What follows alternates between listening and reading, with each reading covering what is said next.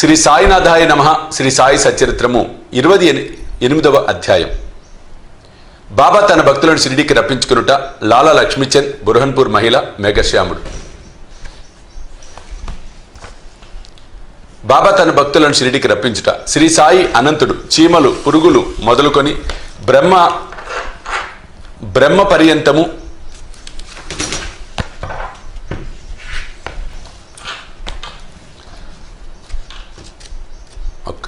బ్రహ్మ పర్యంతము సకల జీవులనందును వసించును. వారు సర్వాంతర్యామి. వేదజ్ఞానమందును ఆత్మసాక్షాత్కార విద్య యందును వారు పారంగతులు. ఈ రెండింటిలో వారికి ప్రావీణ్యం ఉండుచే వారు సద్గురువులు అనిపించుకున్నటకు సమర్థులు. పండితులైనప్పటికీ శిష్యులను ఎవరైతే ప్రేరేపించి ఆత్మసాక్షాత్కారము కలిగించలేరో వారు సద్గురువులు కానేరు. సాధారణంగా తండ్రి శరీరమును పుట్టించును, పిమ్మట చావు జీవితమును వెంబడించును. కానీ సద్గురువు చావు పుట్టుకలు రెంటిని దాటింతురు. కాబట్టి వారందరికంటే దయార్ద్ర హృదయులు. సాయిబాబా అనేక సార్లు ఇట్లు చెప్పిరి, నా మనుష్యుడు ఎంత దూరమున ఉన్నప్పటికీ, 1000 క్రోసుల దూరమున ఉన్నప్పటికీ, పిచ్చుక కాళ్లకు దారము కట్టి ఈడ్చినట్టులా అతనిని షిరిడీ లాగెదను. అటువంటి 3 పిచ్చుకల గురించి ఈ అధ్యాయంలో చెప్పుకొందుము. లాలా లక్ష్మీచంద్ అతడు మొట్టమొదట రైల్వేలోను, అటు తర్వాత బొంబాయిలోని వెంకటేశ్వర ముద్రణాలయం నందును, తదుపరి ర్యాలీ బ్రదర్స్ కంపెనీలో గుమాస్తాగా ఉద్యోగం చేశాను. 1910వ సంవత్సరమున అతనికి బాబా సాంగత్యం లభించెను. శాంతాక్రజులో క్రిస్మస్ పండుగ 1-2 మాసముల పూర్వము స్వప్నంలో గడ్డంతో ఉన్న ఒక ముసలివాణిని చుట్టూ భక్తులు గుంపుగా ఉండి గూడి ఉన్నట్లుగా చూచాను. కొన్నాళ్ళ తర్వాత దాసకను కీర్తన వినుటకు తన స్నేహితుడు దత్తాత్రేయ మంజునాథ్ బీజూర్ ఇంటికి వెళ్ళాను. కీర్తన చేయనప్పుడు దాసకను బాబా పటమును సభలో పెట్టుట ఆచారము. స్వప్నంలో చూసిన ముసలివానికి ముఖ లక్షణములు ఈ పటంలో ఉన్నవానికి సరిపోయాను. కావున తాను సాయిబాబాను స్వప్నంలో చూసినట్లుగా గ్రహించను. పటము, దాసకను కీర్తన, తుకారాం జీవితము ఇవన్నీ మనసును నాటి లక్ష్మీచంద్ షిరిడీ పోవుటకు ఉవ్విర్లూర్చుండెను. సద్గురుని వెతుకుటలోను ఆధ్యాత్మిక కృషి అందును దేవుడు భక్తులకు సహాయపడునన్నది భక్తులకు అనుభవమే. ఆనాటి రాత్రి 8 గంటలకు అతని స్నేహితుడకు శంకర్రావు వచ్చి తలుపు కొట్టి షిరిడీకి వచ్చేదవా అని అడిగాను. అతని ఆనందమునకు అంతు లేకుండెను. షిరిడీకి పోవలనని నిశ్చయించుకొనెను. పినతండ్రి కొడుకు వద్ద 15 రూపాయలు అప్పు పుచ్చుకొని కావలసిన ఏర్పాట్లన్నీ చేసుకున్న పిమ్మట షిరిడీకి పయనమయ్యను. రైల్లో అతడును స్నేహితుడకు శంకర్రావు భజన చేసిరి. సాయిబాబాను గురించి తోటి ప్రయాణికులు అడిగిరి. చాలా సంవత్సరముల నుంచి షిరిడీలో ఉన్న సాయిబాబా గొప్ప యోగి పుంగవుడని వారు చెప్పిరి. కోపరగాం రాగానే అతడు బాబా కొరకు జామ పండ్లను కొనవలను అనుకొనెను. కానీ ఆ గ్రామ పరిశ్రమలను, ప్రకృతి దృశ్యములను చూసి ఆనందించి ఈ విషయమును మరచెను. షిరిడీ సమీపించుచుండగా వారికి సంగతి జ్ఞప్తికి వచ్చాను. అప్పుడు ఒక ముసలమ్మ నెత్తిపై జామ పండ్లు గంప పెట్టుకొని తమ గుర్రబండి వెంట పరిగెత్తుకొని వచ్చుచుండెను. అతడు బండి నాపి కొన్ని మంచి పండ్లను మాత్రమే కొనెను. అప్పుడు ఆ ముసలమ్మ తక్కిన పండ్లు కూడా తీసుకొని తన పక్షమున బాబాకు అర్పించమని కోరెను. జామ పండ్లు కొనవలని అనుకొనుట, ఆ విషయమే మరచుట, ముసలమ్మ కలుసుకొనుట, ఆమె భక్తి ఇవన్నీ ఇద్దరికి ఆశ్చర్యము కలుగజేశాను. ఆ ముసలమ్మ తాను స్వప్నంలో చూసిన ముసలివాని బంధువై ఉండవచ్చు అనుకొనెను. అంతలో బండి షిరిడీ చేరెను. వారు మసీదుపై జెండాలు చూసి నమస్కరించిరి. పూజా సామగ్రితో మసీదుకు వెళ్లి బాబాను ఉచిత రీతిన పూజించిరి. లక్ష్మీచంద్ మనసు కరిగాను. బాబాను చూసి చాలా సంతసించెను. సువాసన గల తామర పువ్వును భ్రమరం చూసి సంతసించినట్లుగా బాబా పాదములు చూసి సంతసించెను. అప్పుడు బాబా ఇట్లనెను, టక్కరివాడురా దారిలో భజన చేయును, నన్ను గూర్చి ఇతరులను విచారించుచుండును. ఇతరులను అడగనేలా, మన కళ్ళతో సమస్తము చూడవలెను. ఇతరులను అడగవలసిన అవసరమేమి?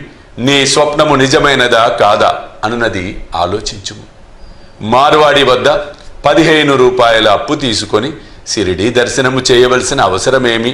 హృదయములోని కోరిక ఇప్పుడైనను నెరవేరినదా? ఈ మాటలు విని సర్వజ్ఞతకు లక్ష్మీచంద్ ఆశ్చర్యపడెను. బాబాకు సంగతులన్నీ ఎట్లా తెలిసినవని ఆశ్చర్యపోయాను. ఇందులో ముఖ్యంగా గమనింపదగినది, బాబా దర్శనం కొరకు గాని, సెలవు రోజు అనగా పండుగ దినము గడుపుటకు గాని, తీర్థయాత్రకు పోవుటకు గాని అప్పు చేయరాదని బాబా అభిప్రాయం. మధ్యాహ్న భోజనమునకు కూర్చున్నప్పుడు లక్ష్మీచంద్కు ఒక భక్తుడు సాంజాను ప్రసాదంగా ఇచ్చాను. అది తిని లక్ష్మీచంద్ సంతసించెను. ఆ మరుసటి దినం కూడా దానిని ఆశించెను. కానీ ఎవరు సాంజా తేలేదు. అతడు సాంజాకే కనిపెట్టుకుని ఉండెను. 3వ రోజు హారతి సమయమందు బాబుసాయి జోగ్ ఏమి నైవేద్యం తీసుకురావనలు అని బాబాని అడగగా సాంజా తీసుకుని రమ్మని బాబా చెప్పాను. భక్తులు 2 కుండల నిండా సాంజా తెచ్చిరి. లక్ష్మీచంద్ ఆకలితో ఉండెను. అతడి వీపు నొప్పిగా ఉండెను. బాబా ఇట్లనెను, నీవు ఆకలితో ఉండుట మేలైనది, కావలసినంత సాంజా తినుము. నీ వీపు నొప్పికి ఏదైనా ఔషధము తీసుకొనుము. బాబా తన మనసు కనుగొని లక్ష్మీచంద్ రెండవసారి ఆశ్చర్యపోయాను. బాబా ఎంత సర్వజ్ఞుడు, దోష దృష్టి. ఆ సమయముననే లక్ష్మీచంద్ చావడి ఉత్సవమును చూశాను. అప్పుడు బాబా దగ్గుచే బాధపడుచుండెను. ఎవరిదో దృష్టి దోషం ప్రసరించుడిచే బాబాకు బాధ కలిగినది అనుకున్నాను. ఆ మరుసటి ఉదయం లక్ష్మీచంద్ మసీదుకు పోగా బాబా శ్యామతో ఇట్లనెను, ఎవరిదో దోష దృష్టి నాపై పడుటచే నేను బాధపడుచున్నాను. ఇట్లు లక్ష్మీచంద్ మనసులో ఏమి భావించెనో అదంతయు బాబా వెల్లడి చేయుచుండెను. ఈ విధముగా సర్వజ్ఞతకు కారుణ్యమునకు కావలసినవన్నీ నిదర్శనములకు లక్ష్మీచంద్ బాబా పాదములపై పడి, మీ దర్శనము వలన నేనెంతో సంతోషించి తిని, ఎల్లప్పుడూ నా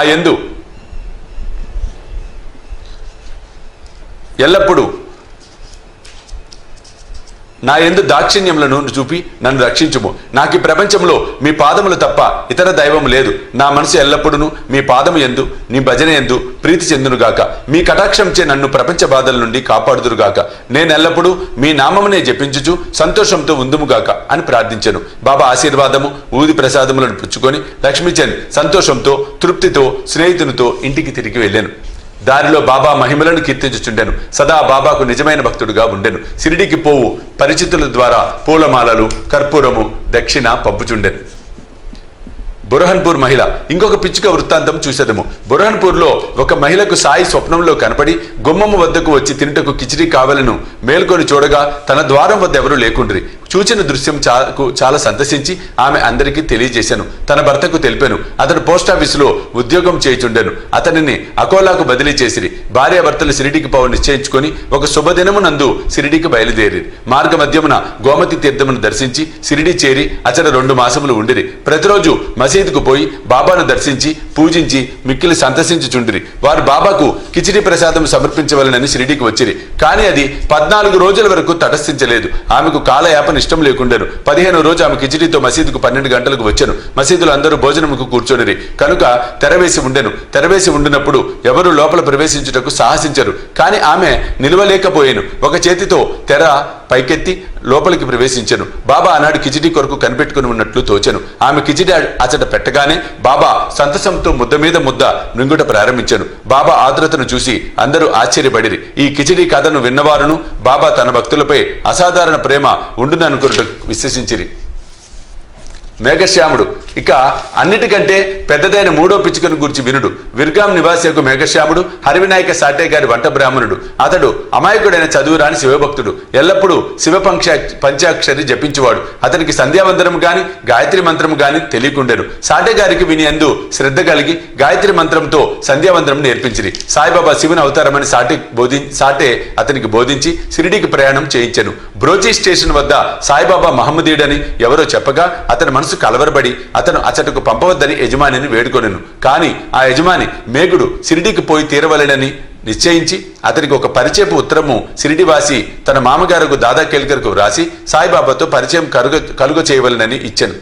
షిరిడీ చేరి మసీదుకు పోగా బాబా కోపించి అతనిని లోపలికి రానేక, ఈ వెధవను తరిమివేయుడు అని గర్జించి మేగునితో ఇట్లనెను, నీవు గొప్ప జాతి బ్రాహ్మణుడవు, నేనా తక్కువ జాతి మహమ్మదీయుడును. నీ విచటకు వచ్చినచో నీ కులము పోవును కనుక వెడలిపొమ్ము. ఈ మాటలు విని మేగుడు వనకనారంభించెను. అతడు తన మనసులో ఉన్న విషయములు బాబాకు ఎట్లు తెలిసినని ఆశ్చర్యపడెను. కొన్ని దినములు అచటనే ఉండి తనకు తోచినట్లుగా బాబాను సేవించుచుండెను. కానీ అతడు సంతృప్తి చెందలేదు. తరువాత తన ఇంటికి పోయాను. అక్కడ నుండి త్రయంబక్ పోయి అచట 1 సంవత్సరము 6 మాసములు ఉండెను. తిరిగి షిరిడీకి వచ్చాను. ఈసారి దాదా కేల్కర్ కల్పించుకొనుటచే అతడు మసీదులో ప్రవేశించుటకు షిరిడీలో ఉండుటకు బాబా సమ్మతించెను. మేఘశ్యామునకు బాబా ఉపదేశం ద్వారా సహాయం చేయలేదు. అతని మనసులోనే మార్పును కలుగచేయచు చాలా మేలు చేశాను. అప్పటి నుండి అతడు సాయిబాబాను శివుని అవతారంగా భావించుచుండెను. శివుని అర్చనకు బిల్వపత్రి కావలను.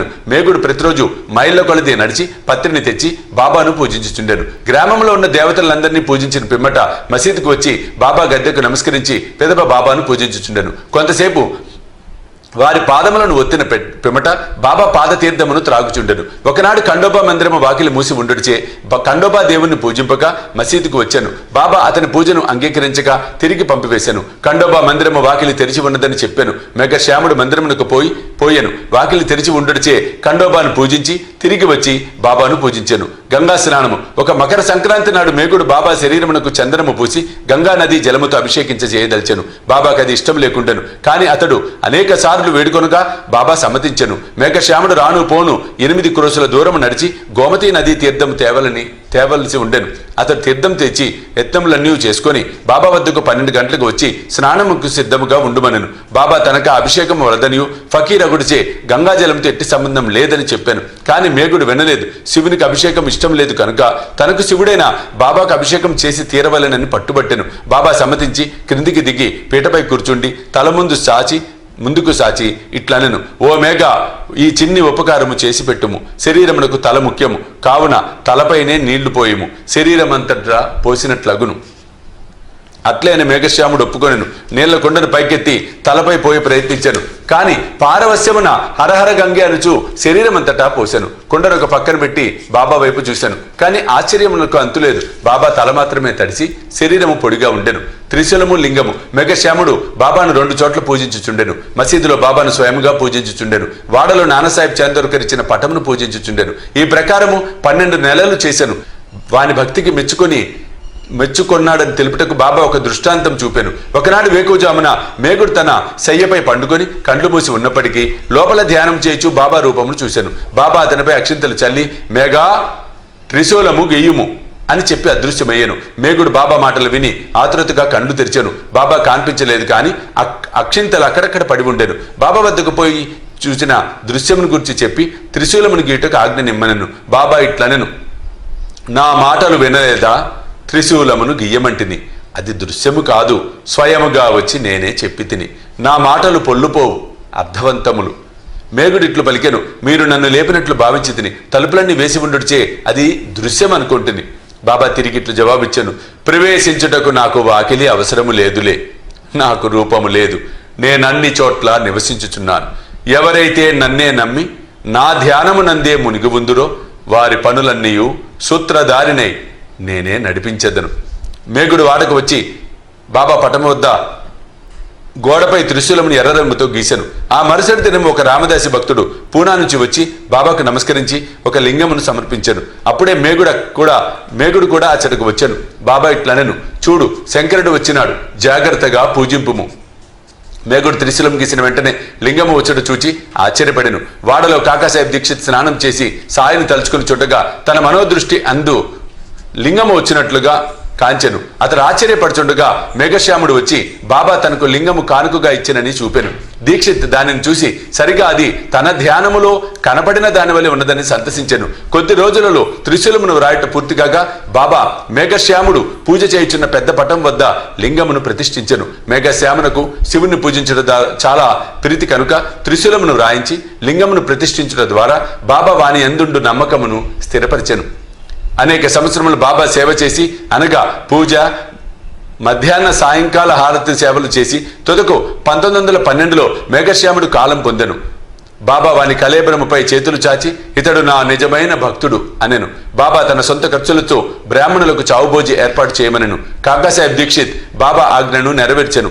28వ అధ్యాయం సంపూర్ణము. సద్గురు శ్రీ సాయినాథ అర్పణమస్తు. శుభం భవతు.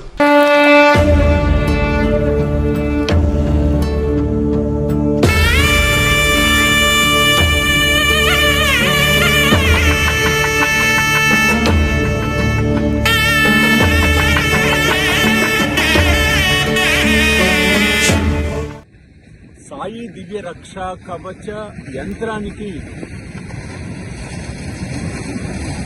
స్వర్ణ కవచం, స్వర్ణ తాపడం మనం చేయించబోతూ ఉన్నాం.